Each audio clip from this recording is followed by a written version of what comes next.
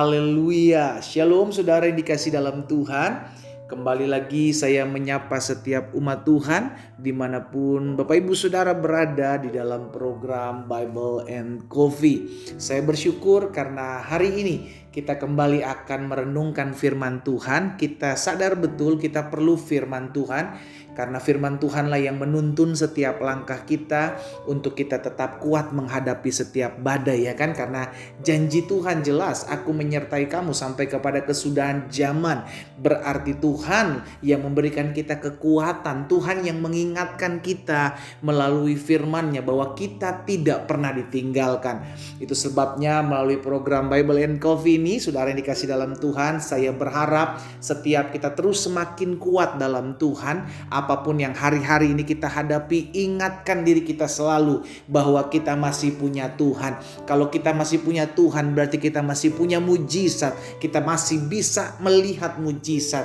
Apa yang tidak mungkin bagi kita, itu mungkin bagi Tuhan. Mari saudara dikasih dalam Tuhan, kita berdoa, kita datang kepada Tuhan. Bapa, terima kasih buat hari ini. Kami mengucap syukur buat anugerah Tuhan. Kami mengucap syukur buat pemeliharaan Tuhan. Tuhanlah yang memampukan kami untuk kami terus menghadapi setiap badai dan tetap kuat menghadapi segala sesuatu. Sehingga kalau hari ini kami boleh ada sebagaimana kami ada, itu semua karena anugerah Tuhan. Roh Kudus, kami perlu firman-Mu, arahkan, tuntun kami sehingga kami mengerti akan kebenaran. Dan biarlah kebenaran ini yang memerdekakan hidup kami. Di dalam nama Tuhan Yesus Kristus kami berdoa. Haleluya. Amin, amin. Puji Tuhan. Nah, saudara dikasih dalam Tuhan, pemazmur dalam Mazmur 122 ayatnya yang pertama pernah menyampaikan seperti ini. Nyanyian ziarah Daud. Aku bersuka cita ketika dikatakan orang kepadaku, mari kita pergi ke rumah Tuhan. Lihat perkataan Daud. Daud mengalami sukacita, Daud mengalami kebahagiaan, Daud mengalami kesenangan ketika dirinya diajak untuk beribadah kepada Tuhan. Ayo sama-sama kita cek diri kita, apakah ada hasrat, ada keinginan, ada kerinduan, ada kebahagiaan, ada sukacita tatkala kita datang beribadah kepada Tuhan. Atau justru kita bersungut-sungut sambil berkata, ibadah mulu, ibadah lagi, udahlah ibadah terus, cari uang dulu lah, udahlah ibadah terus, masa saya terus-terusan mesti beribadah. Saudara ini kasih dalam Tuhan, orang yang menyadari akan pertolongan Tuhan, orang yang menyadari bahwa hidupnya ada oleh karena anugerah dan kemurahan Tuhan, orang yang menyadari bahwa kalau dirinya boleh ada sampai dengan saat ini, dia pasti memiliki kerinduan untuk bersekutu, untuk beribadah, untuk mengucap syukur kepada Tuhan. Itu kerinduannya. Itu sebabnya Daud menyadari betul akan hal ini, sehingga akhirnya dia katakan, aku bersuka cita ketika dikatakan orang kepadaku, mari kita pergi ke rumah Tuhan. Kenapa? Karena di rumah Tuhan kita dapatkan kekuatan. Di rumah Tuhan kita dapatkan janji-janji Tuhan. Di rumah Tuhan kita temukan fellowship untuk saling menguatkan satu dengan yang lain. Di rumah Tuhan kita mengalami hadirat Tuhan. Haleluya. Hari ini kita diingatkan, saudara yang dikasih dalam Tuhan, adakah sukacita? Adakah kerinduan? Adakah hasrat yang menggebu-gebu tatkala kita mau datang beribadah kepada Tuhan? Atau justru sebaliknya, kita bersungut-sungut dan mengeluh sambil berkata, ibadah lagi, udahkah bosen lah ibadah aja, udah sekali-sekali aja lah, seminggu sekali atau setahun sekali aja, ya kan, Natal aja, atau setahun dua kali, Natal dan Paskah. Saudara yang dikasih dalam Tuhan, adakah kerinduan untuk beribadah di hati kita? Karena tahukah saudara, kita ada dan diciptakan untuk kemuliaan Tuhan. Jangan pernah lupakan hal ini. Kita ada dan diciptakan Tuhan untuk apa? Untuk kemuliaan Tuhan. Makanya dalam Yesaya 43 ayatnya yang ke-7, firman Tuhan jelas katakan, semua orang yang disebutkan dengan namaku, yang kuciptakan untuk kemuliaanku, yang kubentuk dan yang juga kujadikan. Kalau kita mau jujur, kita adalah orang-orang yang diciptakan, dibentuk dan dijadikan oleh Tuhan. Sederhana, kita harus sadari kita tujuan diciptakan adalah untuk kemuliaan Tuhan.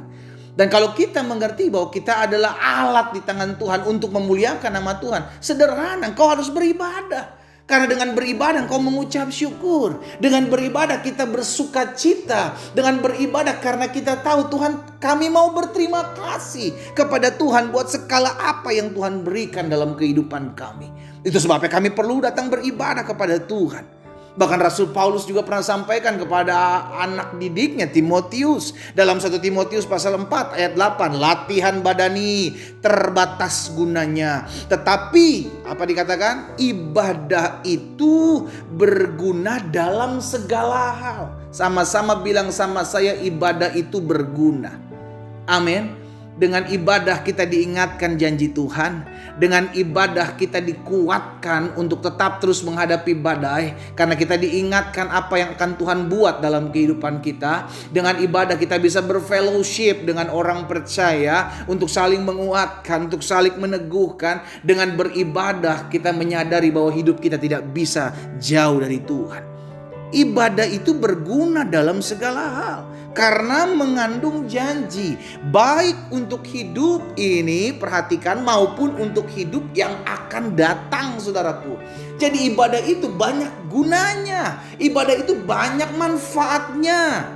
Sehingga akhirnya kita menyadari bahwa kalau kita hidup, kita pun harus hidup untuk beribadah. Kita beribadah karena kita tahu hidup kita sudah diselamatkan. Ibadah bentuk ucapan syukur kita kepada Tuhan. Tuhan, dengan apakah aku bisa membalas segala kebaikan Tuhan selain aku datang memuji dan memuliakan Tuhan? Aku beribadah kepada Tuhan. Karena orang-orang yang tertanam dalam hadirat Tuhan adalah orang-orang yang tetap kuat di tengah-tengah badai. Pemazmur juga pernah katakan dalam Mazmur 92 ayat 14 dan ayat yang ke-15.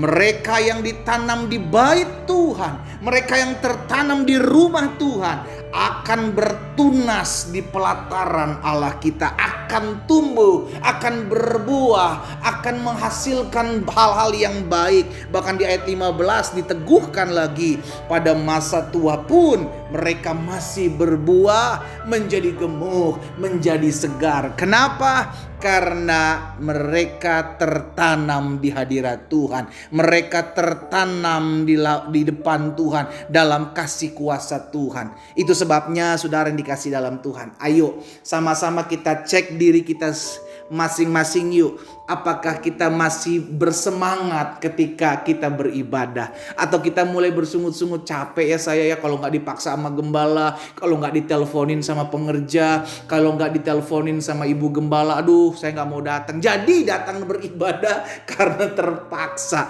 Sadari kita ada karena kita adalah alat kemuliaan Tuhan. Kita ada dan diciptakan untuk memuliakan Tuhan. Itulah tujuan hidup orang benar. Itulah tujuan hidup orang percaya. Karena itu mari saudara yang dikasih dalam Tuhan, miliki rasa lapar dan haus akan mencari Tuhan. Maka firman Tuhan katakan kepadamu akan dipuaskan. Mari miliki kerinduan untuk beribadah. Kita berdoa, kita datang kepada Tuhan. Bapa, terima kasih buat hari ini. Kami bersyukur hari ini kami ditegur, hari ini kami diingatkan untuk memiliki rasa lapar dan haus akan hadirat Tuhan.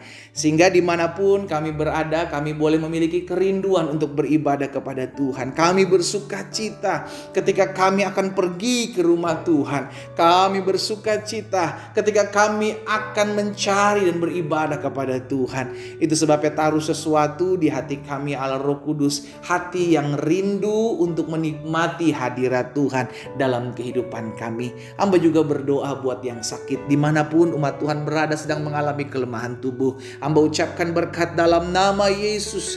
Allah jamah dan sembuhkan, tergenapi firman-Mu, disampaikan firman disembuhkan mereka. Bahkan mereka yang susah, mereka yang berbeban berat, Roh Kudus berikan kelegaan bagi setiap mereka.